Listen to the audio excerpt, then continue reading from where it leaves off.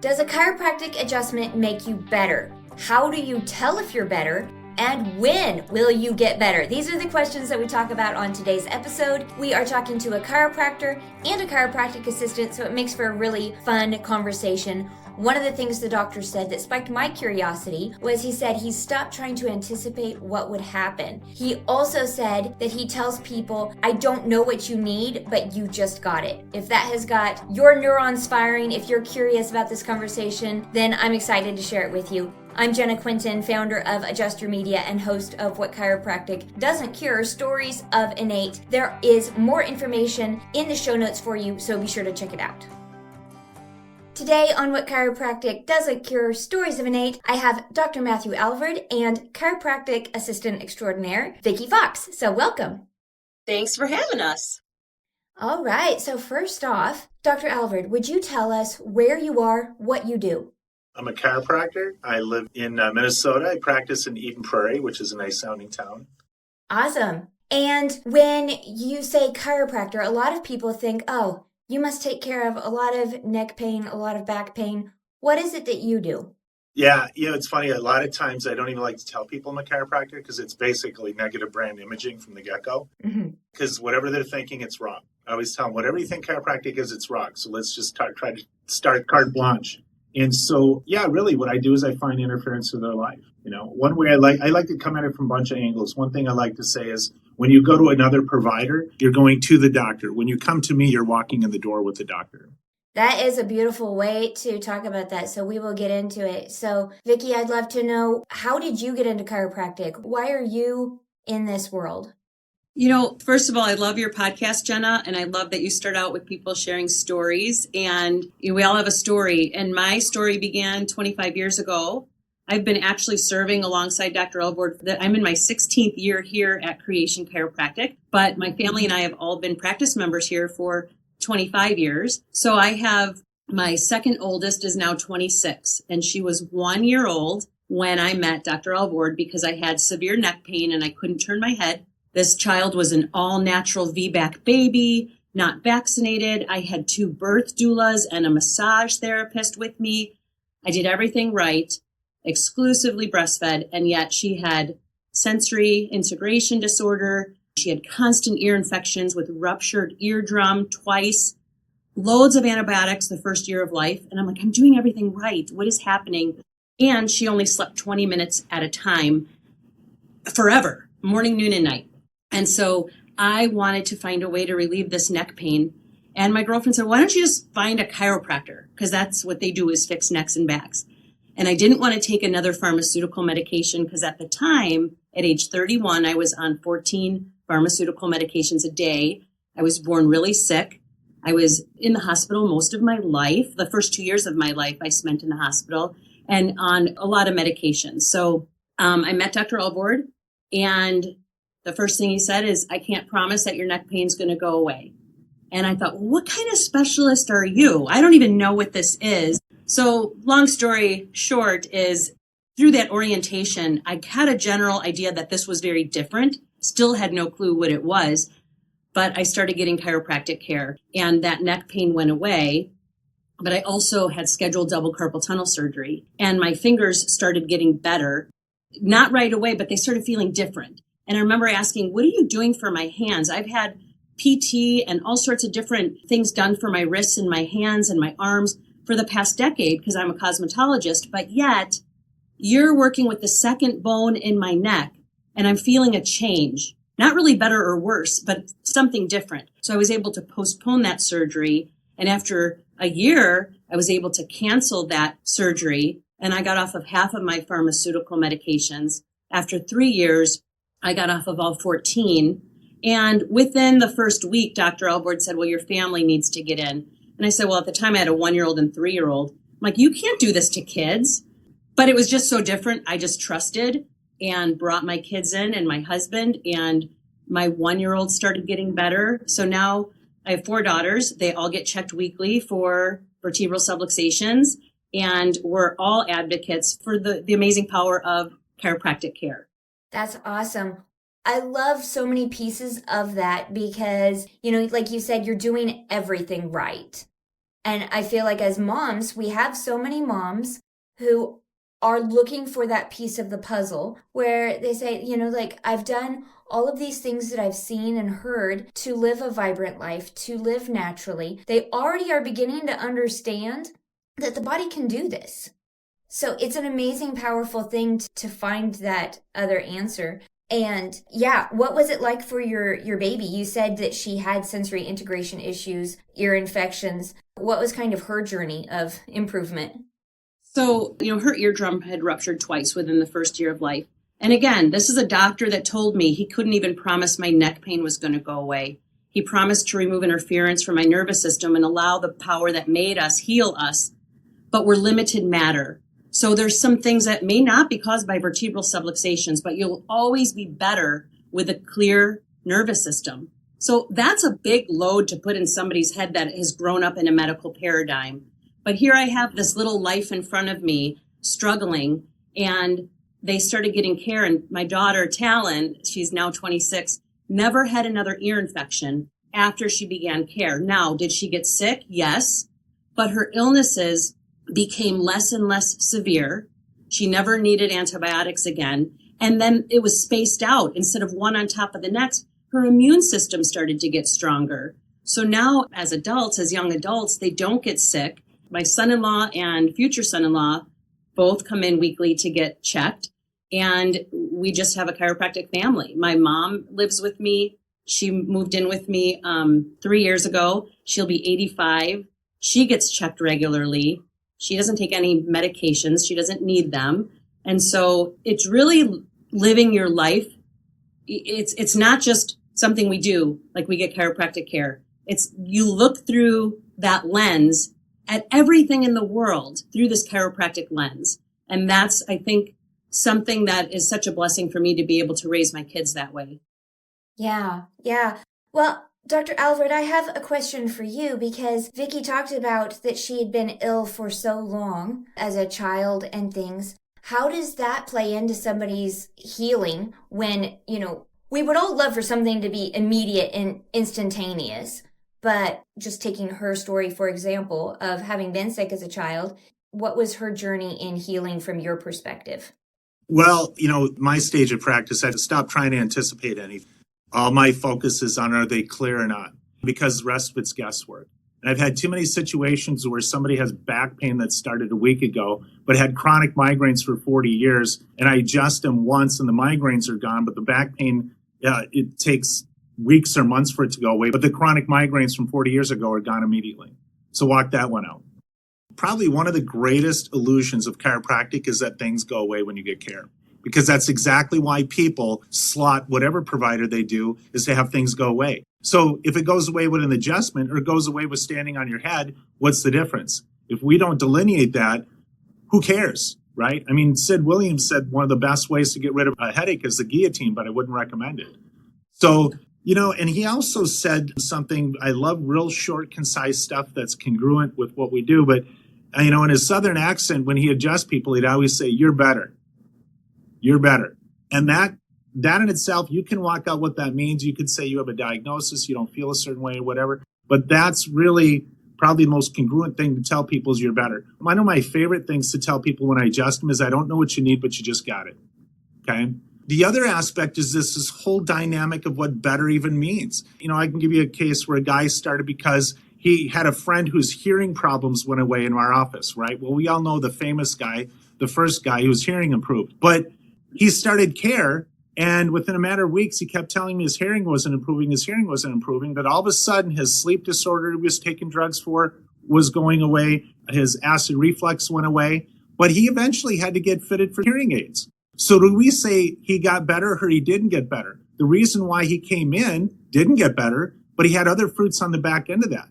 One of the ways to look at chiropractic is that it's kind of like we are watering a seed that's already been planted. We don't know what the seed's going to grow. So somebody might say, I'm going to water this plant because I want apples. But what do you do when oranges start to come up?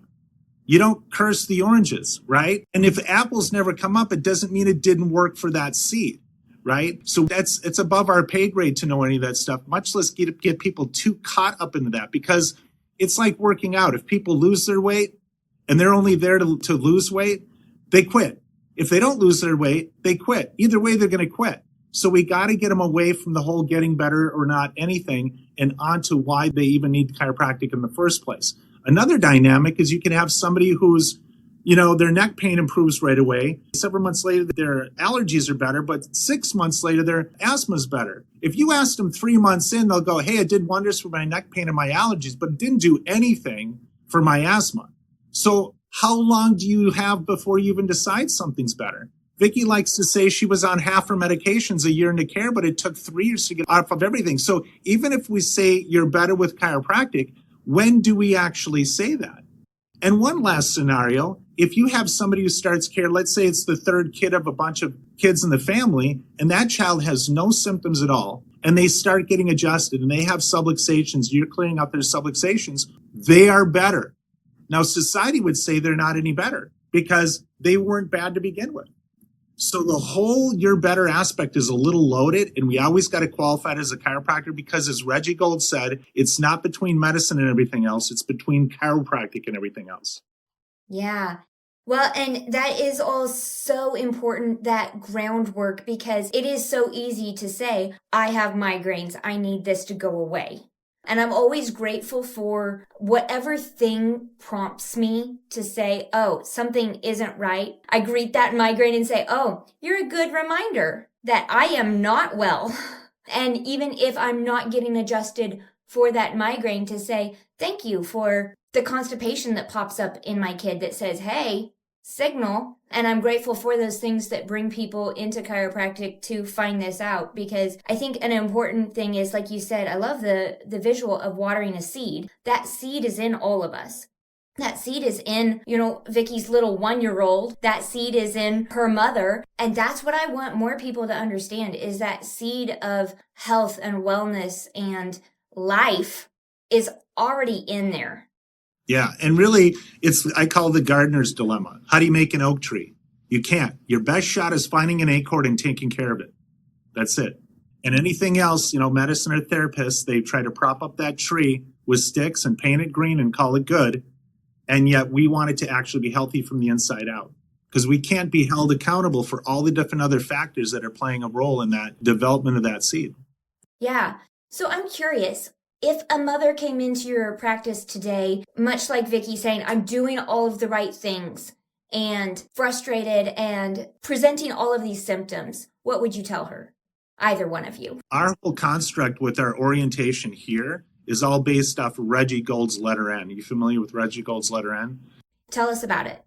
So it's the idea, you start with innate intelligence, and you talk about the expression of that and the expression of that in the matter of the body, creating the body, maintaining it, recreating it. And then you talk about the pivotal point where now you have interference to that, and now you're going to have decreasing going on and inability to adapt, and the body getting worse and worse and less capable of itself, much less relating to the environment. And then the next pivotal point is the adjustment, which causes a restoration, not in a state or a place or a location or an alignment. It's a state of functioning better, where it starts to recreate itself and move into a better place of being able to adapt to itself in the environment. So everything comes to those three things: expression, interference, and restoration. We always start with that intelligence. And a lot of people, it's astounding how many people can't relate to the idea that there's an intelligence in them and they can rely on it. Yeah. I think that is such an interesting phenomenon, and it would be curious to look in history exactly when that started happening, and my mother is a midwife, and so I go back to this idea of birth, of even telling mothers, your body knows how to deliver this baby. If you go way back in history, like hundreds of years ago, people like Descartes, I don't know if you know who they are. Mm-hmm. They're one of the first people who really started looking at the body as a machine. And that, when you want to go way back, they started looking at us as a collection of parts rather than a vital organism. And before you know it, we're all getting pharmaceuticals and all these things. And we don't even know a way back again, because our ancestors going far back have been thinking so far off, they can't even remember a generation that thought in a vitalistic model. Yeah. It is very interesting, even in myself, when I start to catch, we look for outside things and you're talking about innate intelligence as information, as intelligence that is within us. And it is so easy to be like, I should look that up in a book. I should ask somebody. I should, put something in. And that is, I think, the word philosophy is so important because it, like Vicki said, through that lens through which you look at everything else. Yeah. I mean, everybody has a philosophy. It's either theirs or it's been given to them. But everything starts with philosophy. So even if you don't think you have a philosophy, that's a philosophy. So we talk about the philosophy, science, and art. You can have an art. You can't have an art without a science, and you can't have a science without a philosophy. So everything is coming back from why do you think the way you think? Yeah. And it is amazing how quickly why you think what you think becomes why you do what you do. I have 4 children, and how I view a fever, how I view, they scrape their knees. I have 3 boys, and one of them was showing off his bruises the other night, and he was like, I got all of these in 2 days. And I was like, you must have been having fun, buddy, but just the paradigm and the philosophy of, do we need to interfere and do something, or do we know the body is going to do what it knows how to do, which is heal, if we remove the interference? The body never screws up. Yep, the body never screws up.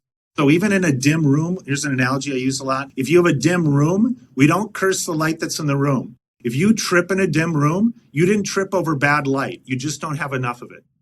So if the body has interference and it's not working properly or not working the way it could, it's not because what it's doing, it's bad. It doesn't have enough of it. Another way I like to say it is that dead people can't get any of the things that living people complain about. And success leaves clues. If you're alive and you have not yet resumed ambient temperature, okay, if you're not dead, you're surviving. You may be surviving poorly, but you're surviving. And everything the body does, I don't care if it's inflammation, muscle spasm, blood pressure, whatever, those are all intelligent ways to adapt. The question is, why is the body doing that? Yes. Intelligent ways to adapt. I think we need to, especially as parents, be looking at things that way. Oh, you're throwing up? This is an intelligent way for your body to adapt. Oh, you have a fever? This is an intelligent way. And then all of those things of how do we support this? So, Vicki, I would love to know from you, because we talk about interference. How do you tell families what this word means? What is interference in their nervous system? So when I do an orientation, I always start out with the beginning and the end is that nervous system. That nervous system began to grow just 7 hours after conception, and it grew everything that it needs to grow without any outside help, and it controls every part of our body until the day that we die. And when we die, it's the very last system to stop working because it's controlling the respiratory, circulatory, muscular system. And in between life and death, birth and death, or conception and death, I should say, we have life. And everybody gets interference to their nervous system called vertebral subluxation. And we get that because we're all constantly adapting to chemical, physical, and emotional stress. Just like we get plaque and tartar on our teeth, it's very common, nothing's wrong with us, but we eat, breathe, and drink. The problem occurs if we leave plaque and tartar sit there long enough, we're going to lose our teeth. And if we leave a subluxation sit in our body long enough, it's always detrimental to your health and life. And your brain is processing 3 trillion messages every single second. And when you have interference to that system, those messages are still getting to the tissue cells, but they're not getting there as effectively as they could be. And in the most simplistic way to explain it, because one of the things I like to do is explain chiropractic. I love to be a liaison between a layperson, such as myself, and the chiropractor, so that I can help them really understand what it is. But one of the most simplistic ways is hard bone pressing on soft nerve is a vertebral subluxation. It's not a kink in the garden hose because it's not actually kinked, but it's interference for that mental impulse to get effectively to the tissue cells. We tell people you can live without chiropractic, but you can't live well. And like Dr. Alvord was saying, one of our longtime practice members who came in specifically for this ringing in his ear, and he needed something else in addition to the care we provide, and he's such an advocate for what we do, and tells everybody about us. He's one of a great referral source for us. There's times where you'll need things in addition to chiropractic. Just like there's times where you may need something in addition to regular dentistry. You may need an oral surgeon. You may need orthodontics. But you'll never need anything instead of chiropractic care. You'll never need anything instead of flossing and brushing your teeth. That's something you have to do. So I try to make it as simplistic as possible for people to understand. And that interference, too, is not about the body. It's about the intelligence. Yeah. So we like to remind people, the nervous system controls and coordinates the body, but it's the intelligence that controls and coordinates the nervous system. People will ask me, what's the difference between a neurologist and you? And I said, well, the neurologist is dealing with the signals in the nerves. We're dealing with the intelligence being communicated to the nervous system itself, much less the rest of the body. So we're working in even higher up between the intelligence that made the body and the body itself. Because ultimately, the body doesn't heal itself. A body is just a corpse without intelligence. The intelligence of the body heals itself. It's a very important distinction. Yeah, that is important. Well, I know that we could keep talking for a very long time. I appreciate all of these things. I think it is so powerful for people to hear what chiropractic is and to just get a renewed understanding of that intelligence within them. Thank you, Jenna. We just so appreciate your time and giving us the opportunity to be on your podcast. I appreciate both of you taking your time, and I'm going to put some resources in the show notes where you can find chiropractors around you and a little bit more. So definitely check out the show notes. Perfect. Thanks, Jenna. Thanks, Jenna.